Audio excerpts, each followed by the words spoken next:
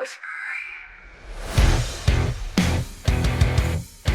right, strap yourselves in, folks, because today we are going to be cracking open the skull of Yuval Noah Harari.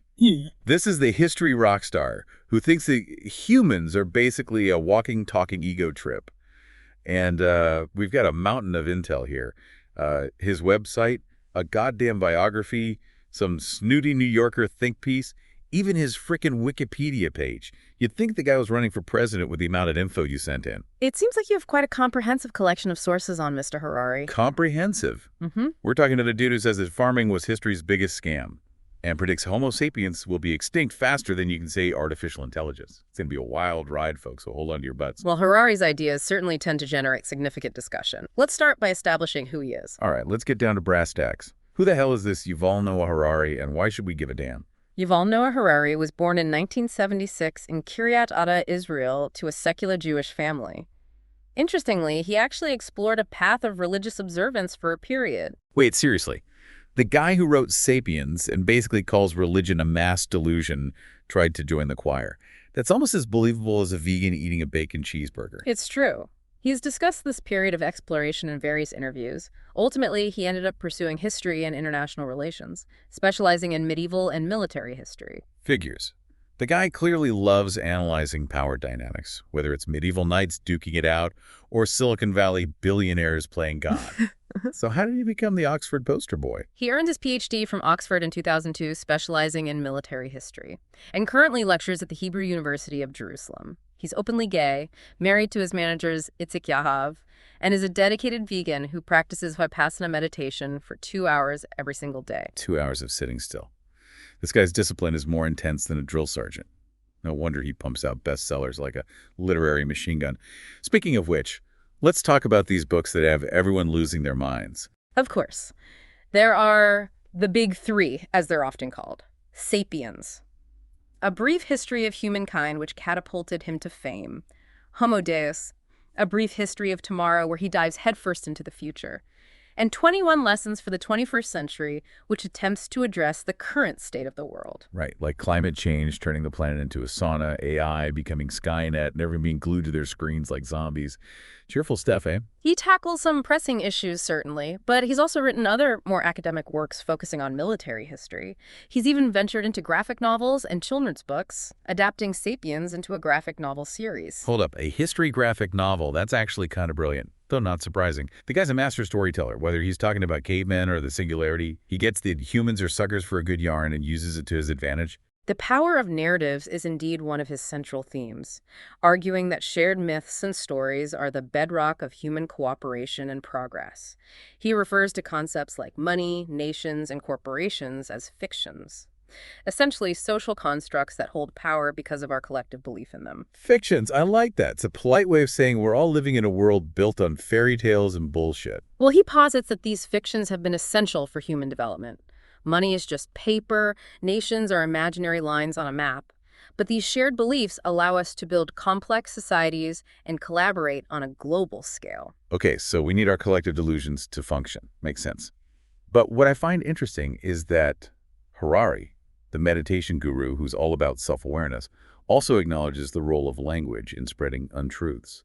He even says it gave Homo sapiens the edge over other human species. That's his concept of the cognitive revolution. Language allowed humans to gossip, tell stories, and spread rumors, leading to greater social cohesion and the ability to outcompete other human species. So basically, our ability to bullshit is the key to our success. Now, that's a history lesson I can get behind. It's certainly a provocative way to frame it. However, he also cautions about the potential dangers of these abilities, especially in the age of misinformation and technological manipulation. Right, because fake news and Twitter wars are totally healthy for society. Before we spiral into a dystopian nightmare, though, what else did you dig up on this guy? Any juicy scandals or weird quirks? Well, we already touched on his brief foray into religious observance. It turns out that came after a teenage phase of right-wing nationalism. Seems like his worldview has gone through some serious renovations over the years. From nationalist to vegan meditation guru. Talk about a frickin' identity crisis. That's like going from a monster truck rally to a silent retreat. Quite a shift indeed. There's also an anecdote about him rewriting a school essay to make it less sophisticated so his classmates could understand it. Even back then, he seemed to have a knack for making complex ideas accessible. So he was like the Robin Hood of knowledge, stealing from the intellectual elite and giving to the masses. I bet those stuffy Oxford professors weren't thrilled about his attempts to democratize knowledge. Actually, he initially struggled with Oxford's climate and culture. He's mentioned the endless gray skies and how he couldn't adjust to them. Even his experience with online dating while at Oxford, part of his coming out journey, was more of a personal experiment than anything else. Online dating in the early 2000s, that's a whole other level of digital hell. I can't even imagine. But here's the thing. This guy spends 2 hours a day in silent meditation. How the hell does he handle being a celebrity intellectual? It seems like a total contradiction. That's where his husband, Itzik Yahav, who also manages his affairs, comes in. He's very protective of Harari's time and energy. There's apparently an 8-person rule, no gatherings larger than 8 people, because Harari tends to shut down in large crowds. An 8-person rule. Sounds like my kind of party.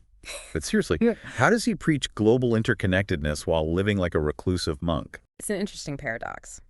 And then there's his relationship with Silicon Valley. He's critical of the tech giants, yet he's met with people like Mark Zuckerberg and spoken at Google and Instagram events. Yeah. Well, those tech bros love to hear about the future, even if it's a future where AI turns them into paperweights. Yeah. But what does Harari actually think about the future? Is he Team Robot Apocalypse or Team Human 2.0? He sees both the potential and the peril, which is what makes his work so compelling. He famously outlined the 3 major threats to humanity: nuclear war, ecological collapse, and technological disruption. He spends a considerable amount of time exploring how we might avoid these disasters. So he's not just a prophet of doom. There's a sliver of hope in that cynical brain of his. He believes that understanding ourselves and the power of those fictions we create is key. He sees mindfulness, the ability to be aware of our thoughts and emotions, as crucial for navigating the 21st century, especially as AI and algorithms start to know us better than we know ourselves. Right, the whole dataism thing. Harari argues that data will be the most valuable resource in the future, and whoever controls it will control the world. And he's not just talking about governments and corporations. He highlights the potential for AI to manipulate individuals, to predict and even control our desires. Wait, so you're telling me my Netflix recommendations are just the tip of the iceberg when it comes to being manipulated? That's a terrifying thought. He argues it's just the beginning. Imagine a world where algorithms can predict your political leanings, your spending habits, even your sexual orientation before you're even consciously aware of them. That's the kind of future Harari is warning us about. Okay, now I'm officially creeped out. But if Harari's so worried about all this, why doesn't he actually do something about it? Why not run for office, start a revolution, lead the charge against the machines? He believes his role is to change the global conversation, not to dictate solutions. He's stated that even if he spent years meditating and studying in a cave, he doesn't believe he'd emerge with all the answers. So he's like a philosophical Socrates, asking all the tough questions, but leaving us to figure out the answers. That's a pretty convenient gig. It's a strategy that's drawn both praise and criticism. Some find it insightful, others see it as evasive, especially when it comes to politics. Well, he is Israeli, so I'm sure he's seen enough political BS to last a lifetime. But has he ever publicly criticized Israeli policies? He has addressed the Israeli-Palestinian conflict and the challenges of occupation, but he refrains from endorsing specific parties or actions. Probably a smart move if he wants to keep his global audience. Speaking of which, there was that controversy about the Russian translation of 21 Lessons, right? Something about Putin and censorship. Yes, it was a significant event. The Russian translation was edited to make it more aligned with the Putin regime's ideology, and Harari had approved some of those edits. Wow, talk about a moral dilemma. Balancing audience reach with message integrity is a tightrope walk. I wouldn't want to be in his shoes. But let's be real, the guy's brilliant, even if he is a bit of a contradiction. He's rewritten the rules of history and forced us to confront some uncomfortable truths about the future. I think that's a large part of his appeal. He's not afraid to ask the big questions, even if he doesn't always have the answers. And his message of self-awareness and mindfulness resonates with many, especially in a world that feels increasingly chaotic and unpredictable. So he's giving us the tools to navigate the future, even if he can't tell us exactly what that future holds. Precisely. He's not a prophet, he's a guide. And perhaps that's a more valuable role in these uncertain times. Well said. But before we wrap up this deep dive, I have one final burning question. The guy predicts the end of Homo sapiens within 200 years. What the hell does he think will replace us? Super intelligent robots, genetically modified cyborgs. He refers to them as Homo Deus, a new species that will transcend the limitations of our current biology.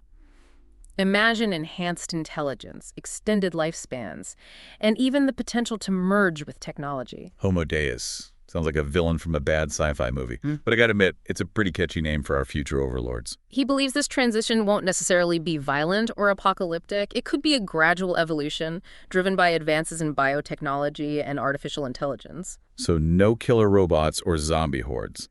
Just a slow fade into obsolescence. That's almost more depressing. That's one possibility. However, he also acknowledges that the future is inherently uncertain. We have choices to make, paths to choose. All right, folks, let's cut through the philosophical BS for a second. Why should you care about some history professor who spends his days swimming with fancy headphones? What's the damn takeaway here? It's because he's not just talking about dusty old history books Right. or some abstract future. He's talking about the choices we make every single day, how we consume information, how we interact with technology, how we see ourselves in this crazy world. Yeah. It's all shaped by the narratives we choose to buy into. Right, those fictions he's always harping on about. Money, nations, even our own identities, all stories we tell ourselves to make sense of this chaotic mess. And those stories have real-world consequences. They determine power structures, who gets screwed over, and what kind of future we end up with. So it's not just about understanding history, it's about shaping the damn thing. Exactly. Harari's work is a wake-up call, a reminder that we're not just passengers on this runaway train of progress. We have choices. We have the power to change the course. But how do we do that when the world feels like it's spinning faster than a damn washing machine? He suggests cultivating self-awareness, understanding our own biases, our weaknesses, and how those vulnerabilities can be exploited by those who control data and technology. So it's not just about being smarter than the machines. It's about being more damn human. That's a tough pill to swallow in the age of instant gratification and social media addiction. It is indeed. It's about reclaiming our own narratives, our own stories, and not letting them be dictated by algorithms or those who seek to manipulate us. It's like he's saying, hey, sheeple, wake the hell up. The future isn't written in stone. We're writing it with every damn choice we make. That's a powerful message, especially in these uncertain times. Damn right it is. So to all you listeners out there, here's the bottom line. Do you really think we're headed towards Homo Deus? A species so evolved we become practically unrecognizable? Do you buy into these so-called fictions that shape our world? Harari's work is out there, folks. Read it, think about it, and for God's sake, form your own damn opinions. Because the future isn't some passive thing that just happens to us. We create it, we fight for it, we damn well own it. Stay informed, stay critical, and stay engaged because the world is changing faster than ever before. And it's up to us to decide what that change looks like. And that, my friends, is the end of this deep dive.